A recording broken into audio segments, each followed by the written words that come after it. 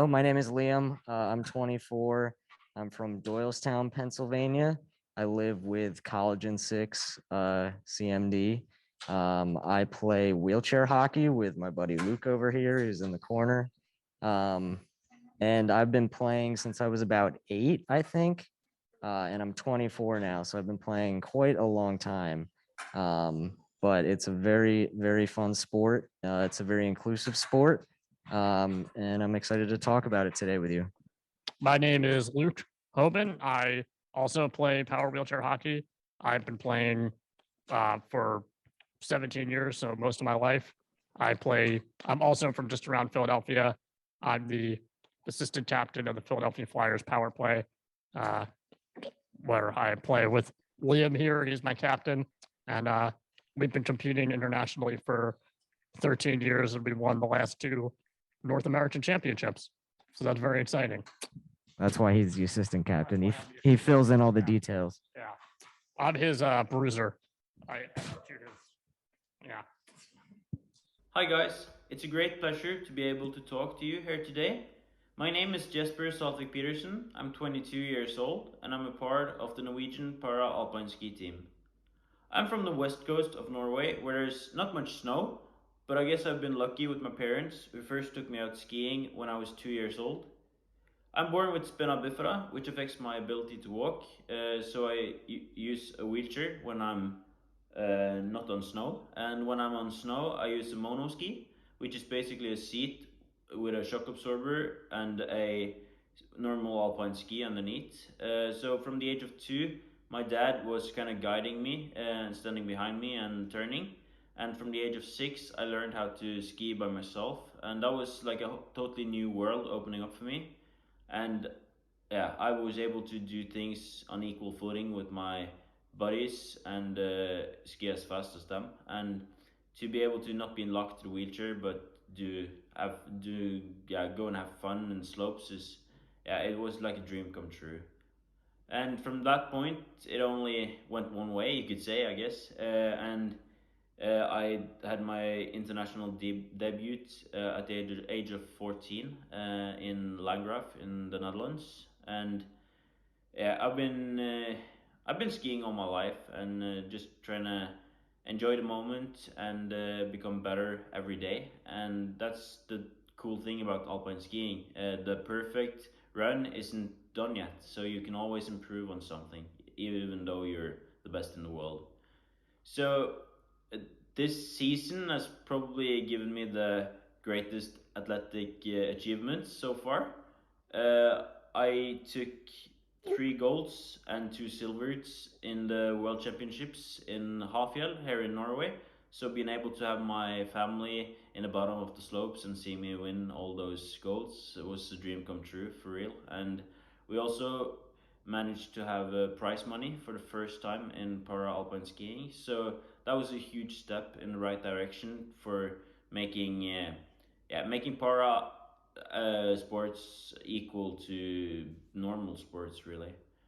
And of course in Paralympics in Beijing I took 4 golds and 1 silver, so that was also pretty amazing. So my sit ski it's basically a seat and a shock absorber and a ski underneath, and of course we changed the ski in connection to which discipline we're skiing that particular day. So if it's downhill, then it's downhill skis, which is like 2 meters and 18 centimeters, so it's pretty long. And in slalom, it's 165. So it's pretty. It's a different kind of sport. And it's the same rules as for able-bodied athletes. So we do kind of things the same way, and it's cool to see. I like to focus on things that connects us and not things that makes us different to each other. So in Norway, we're part of the same federation, and we train a lot together with the able-bodied team. And to be able to have that culture together and be a part of the attacking Vikings is something I'm really fond of, and I think that's helped me become how good I am today. Being an adaptive athlete, there's of course some challenges that able-bodied persons don't think about. Things like the chairlift being too high, or being just stressful getting into the gondolas, which can be hard sometimes. But I think from an early age, my parents taught me how to think positively about things, I think, and try to focus on the positives and not the negatives, and things I can do something about, and not things that I can't change, because that's out of my control, and wasting energy on that is no point.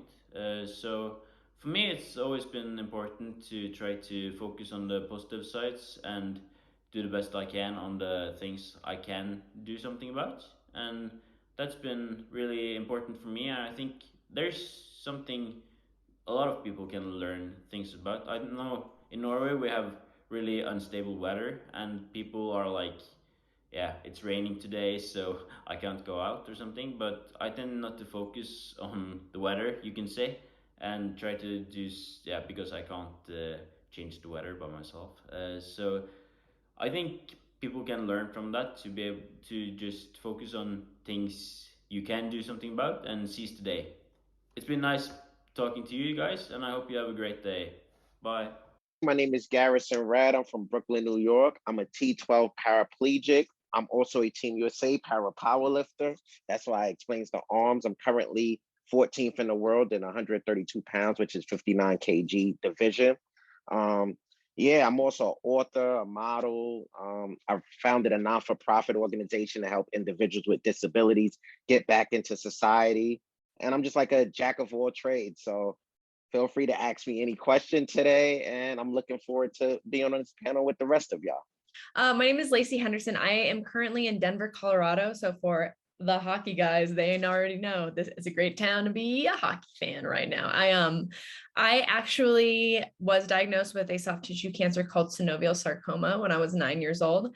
I just turned 33 years young, so it was a long time ago, but I did a bunch of chemotherapy trials, nothing worked out. I started having a bunch of like internal organ damage from the treatment, so they amputated above my knee. And I just was kind of like a generalist of sports when I grew up. I come from an athletic family, so played a lot of different sports, didn't know anything about adaptive sports, just like adapted into like the non-disabled world until I graduated from the University of Denver, which is another hockey school. I cheered in high school and in college competitively, and then found my way to para-track and field as I was graduating by way of the pole vault, which is kind of insane and not an event in para-track. But due to my disability class and category, I now am the American record holder, the America's record holder in the long jump. I finished 5th overall last year and during Tokyo 2021. And this year, I think I'm ranked about 6th or 7th. So things are going great. I also serve as a commissioner on the City of Denver's Commission for People with Disabilities, and I'm getting my graduate degree right now in sport and performance psychology, with an emphasis with people with disabilities in mind, just because, you know, sports are sports, but I think that we do have like a specific cultural context that I find interesting, because I think we're the most interesting and best athletes. So I'm a little biased, but I'm happy to be here. Spare everybody. I'm not going to flex like Garrison. That was a hell of a way to open up the event. But guys, happy to be here. My name is Steve SERIO. I am a 4-time Team USA wheelchair basketball athlete, 2-time Paralympic gold medalist, and 1-time ESPY winner. I am an L3 spinal cord injury from a medical accident that occurred when I was 11 months old. So living with a disability, it's all I know. It's all I remember. I'm currently not competing this year. I'm taking some time off for myself after the grind, which was Tokyo. I get a chance to work with global sponsors, being a motivational speaker and focusing on disability inclusivity, and spreading the word, and trying to have an impact off the court just as much as we all have an impact on the field of play as well. So like everybody said, happy to be here.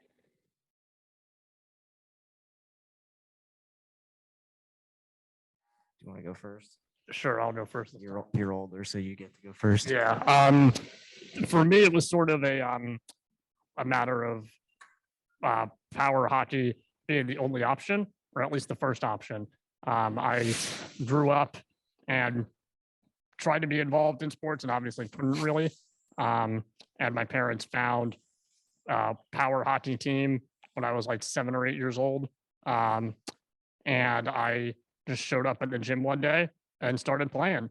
And I was not a real hockey fan in particular, as much of a sports fan in general. And then that turned me into a tremendous hockey fan. And that's where I met a lot of my great friends. And that's where I still play to this day. Yeah, and for me, it was similar. Like I knew Luke when I was growing up through CMD. And I guess it was around the time I got my first power chair that he had started playing. And then he was like, when you get your chair, you got to come and try this out. This rocks. And that was when I was 8. And like I said, I'm 24 now. So it kind of stuck with me forever. And it's been a complete passion of mine from the beginning. Like the second I started playing, like I just fell in love with it. I love the competition. I love the people you meet. I love the sport. I love the connections you make. Like everything about it just is amazing. It's so much fun. So what got me into the sport that I play, powerlifting, was I was at the gym one day, and then the president of the Wheelchair Sports Federation, which is a local organization here in New York City, invited me out to a wheelchair football event. And from there, I was intrigued by seeing all of these incredible athletes, but it wasn't on the highest level, it just was for fun and games. And with that, it drew me in. I got connected with the New Jersey Navigator. So I actually started out wheelchair track racing. And then one day I just happened to, my coach happened to enter me into a powerlifting meet that was taking place during tri-states. And I was able to lift like at 120 pounds, I was able to lift 250 pounds. And I get an email from Team USA a few days later. I thought it was like a hoax email. I went back to practice the following week, and my coach was like, did Team USA reach out to you? They want you to go to Colorado Springs to train. And I was like, all right, I'm all for it. But I thought it was a fake email. And I went to Colorado Springs a month later and lifted 275 pounds. And it was history since then. I competed at 3 world championships so far since 2018. And hopefully I'm looking forward to making the Team USA Paralympic team for Paris 2024. That's my goal.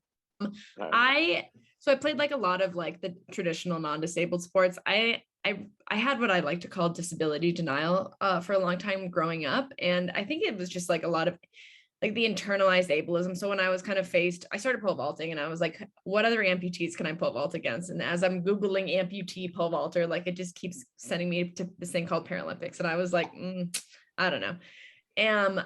I do like to say too, I'm like disability and especially disabled sports for a very long time has had, in my opinion, bad marketing, because I think for a while, like people in the mainstream world are like, sounds kind of special. And like, it's distinctly different. And there's also like a wide variety of sports and other disciplines, like depending on your disability that you can do. So because I'm just like insanely competitive by nature, of course, I was like, well, I can run against some of these people. So I go to my first national championships after pole vaulting, because the way that the jumps work is like the faster you run, like typically the better your jump is. So my first para nationals, I came in, I was a Division I athlete. I had a scholarship for cheerleading at DU. And so I came in with like an abnormally high level of self-confidence and raced and got completely smoked by like people with CP, by bilateral amputees, and just like lost very badly, did not make a team. And I, of course, just like my personality, I was like, this is not how this ends.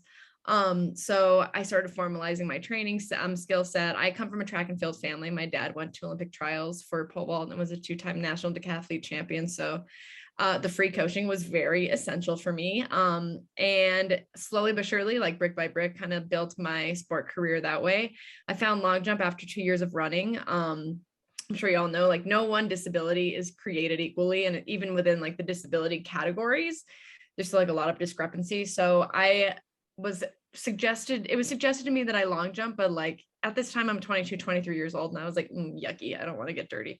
But with my background of cheerleading, the gymnastics translated well. I finally started doing some horizontal jumps, which is one of the events only available in my class. And from there, I broke a 17-year-long American record. And on paper, the progress has been linear, but it's been a lot of work, a lot of ups and downs every year, and like a lot of just like mental perseverance, I think, working through the system. But yeah, that's basically it.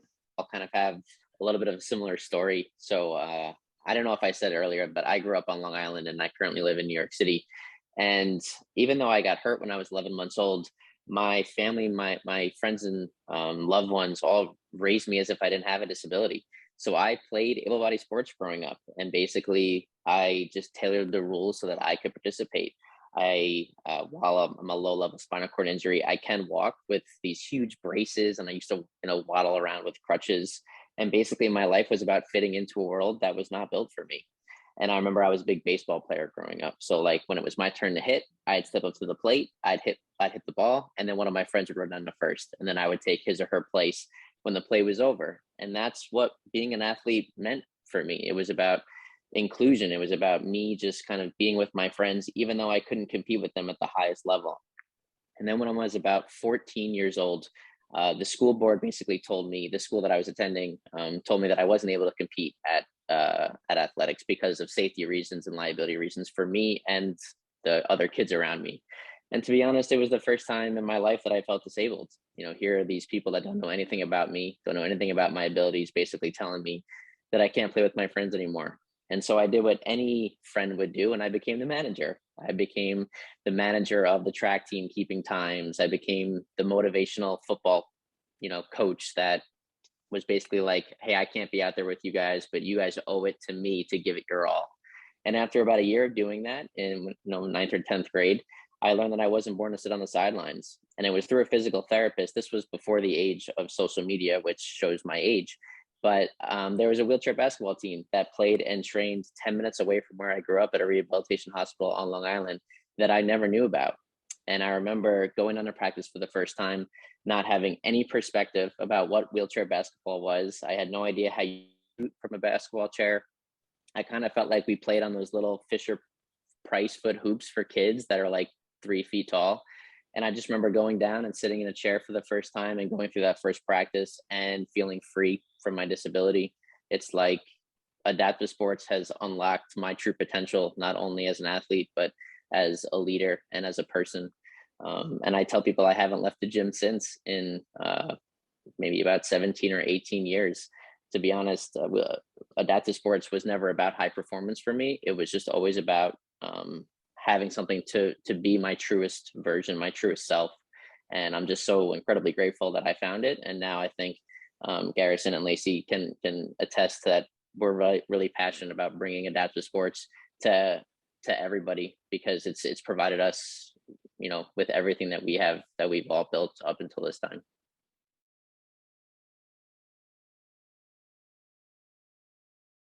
All right, so we pretty much play the game in our chairs that we use in our everyday lives, and Luke's demonstrating the stick that we use. Yeah, so the chairs that we use are just everyday electric wheelchairs. We don't really allow people with fancy chairs to get in the game, just because it's a little bit more inclusive and a lot safer when we use chairs that everybody's familiar with and that they go at a regulated pace. But we use sticks that are very lightweight, so they're like a light plastic. It's basically a floorball stick, and everybody adapts it a little bit differently. Some people have a dowel, which is basically just a PVC pipe that they stick through the blade, and that allows them to push the ball that we use, which is a wiffle ball. It's like a very lightweight plastic ball, and everybody does it a little bit differently. Like for me, I hold the stick in my left hand and I drive my chair with my right. Luke drives the chair with his right hand and puts the stick through his legs and kind of pushes it around. Yeah. Other players in our league, they attach it to their chairs.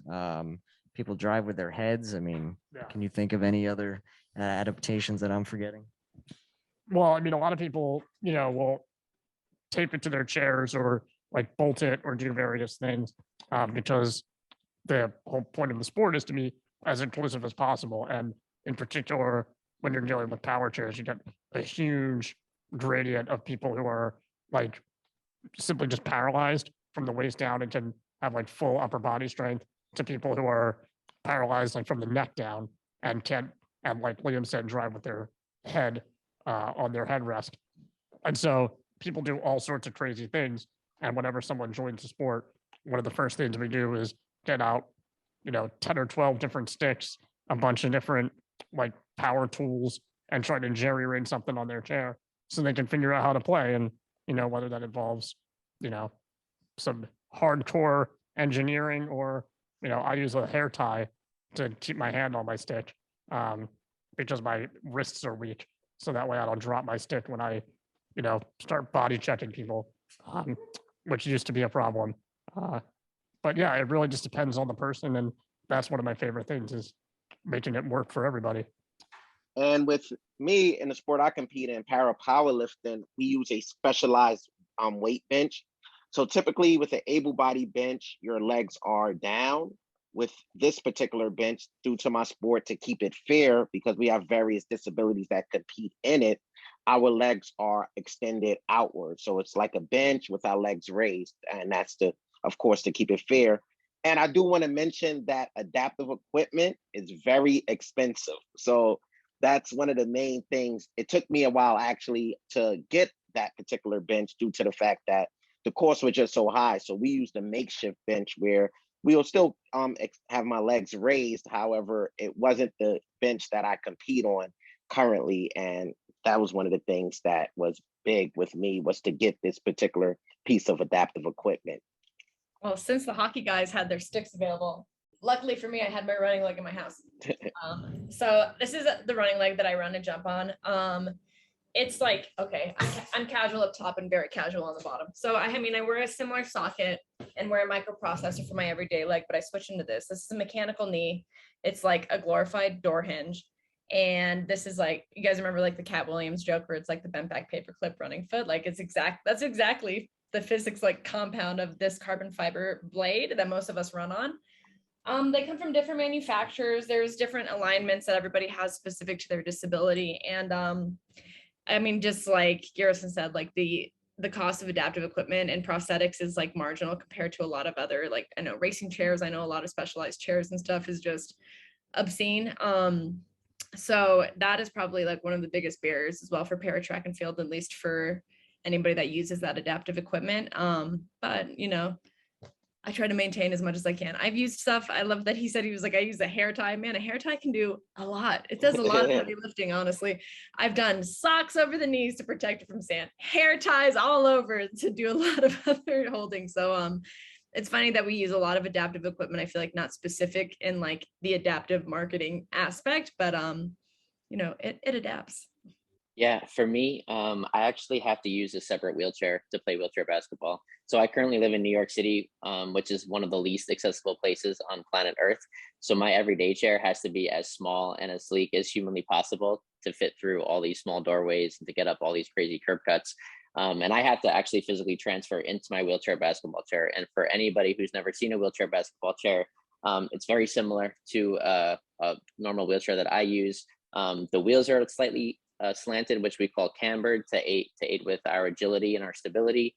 We have wheels on the back, which prevent us from falling over. They don't always work, but we try to do our best. And basically, we have these snowboarding straps that lock us in, similar to how able-bodied athletes tie up their sneakers. We want the chair to respond to every movement that we have in our body, similar to how able-bodied athletes need their sneakers to be supportive and to provide stability for when they're playing.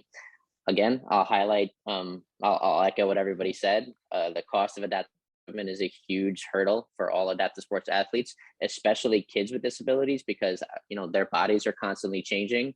A wheelchair basketball chair, my high performance chair, basically runs about $7,000.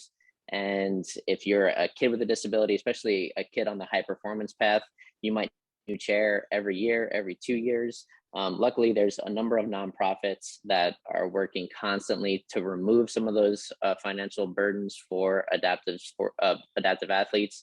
The first one that comes to mind is the Challenged Athletes Foundation.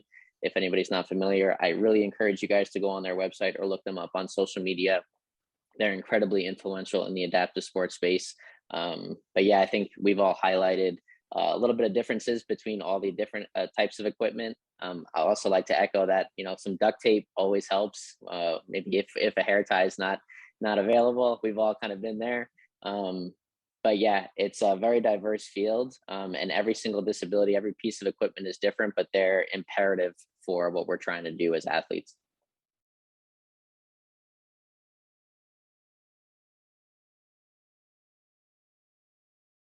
All right.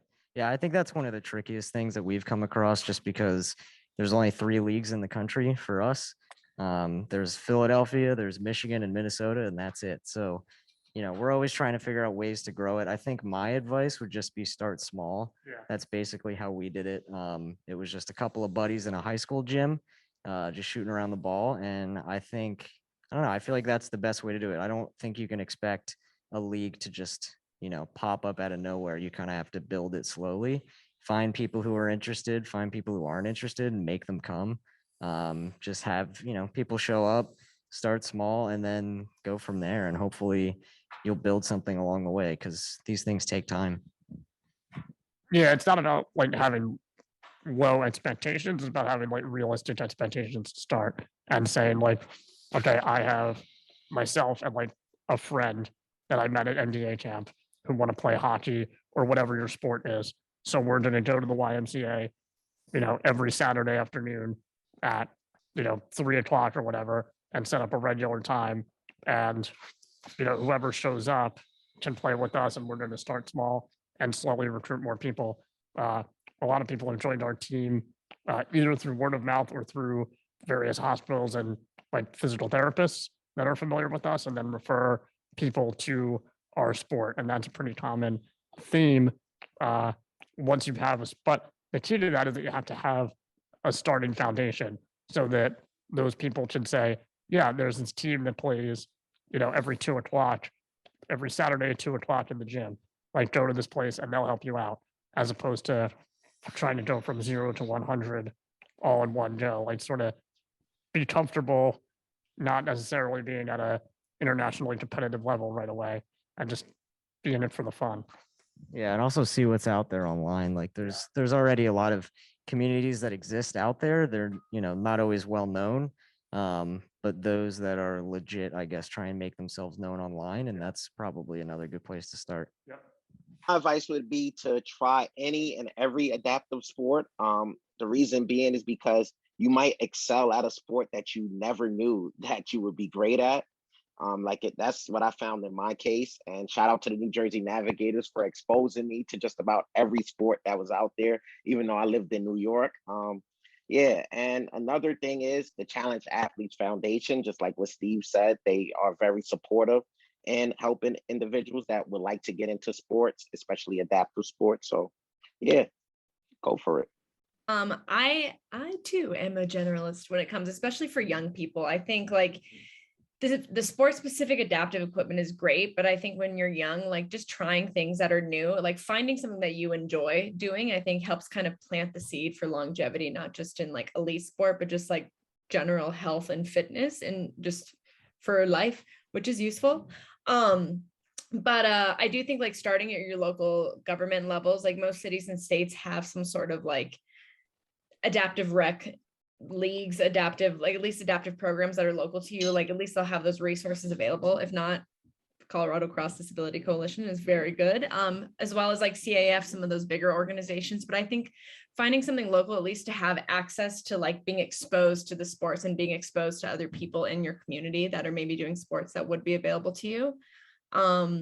Yeah, and I mean, like, God bless the internet. Like, why not try Google? I heard YouTube is the third largest search engine nowadays, that shows my age as well. I'm like, that's crazy. So I think like finding what's available, finding your specific disability, achieving things, and like kind of, set that spark to ignite the fire moving forward.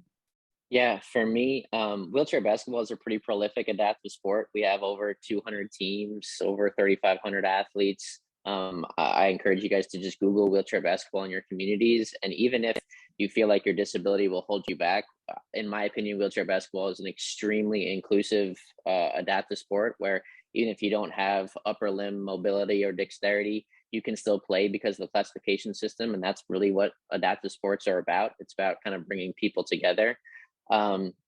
Obviously local governments, CAF, but I would just encourage people to look on social media. I don't have a great relationship with social media. I think people use it not really for the best of ways, but I can tell you that everybody on this call is a rock star on social media and really promotes inclusivity and positivity. And the world of adaptive sports is really kind of small. So even if you reach out to like Garrison and he's not a wheelchair basketball player, but he'll connect you with me and then we'll, hook you guys up on the right spot. So I think that I would just encourage people to never limit yourself, right? Like Garrison said, you might not know what sport is kind of your niche, or what you kind of have a passion for until you try it. And it's so easy for those of us with disabilities to make excuses to try to limit ourselves, but we're really only limited by our own thoughts. There's so many tools and so many things out there that are just waiting to unlock our true potential. And yeah, hopefully we provided you with some resources where people will go out and find the best versions of themselves. Yeah, thank you guys for having us. Thank you for Thanks, having me. everyone. All right. And feel free to reach out to me on social media or wherever.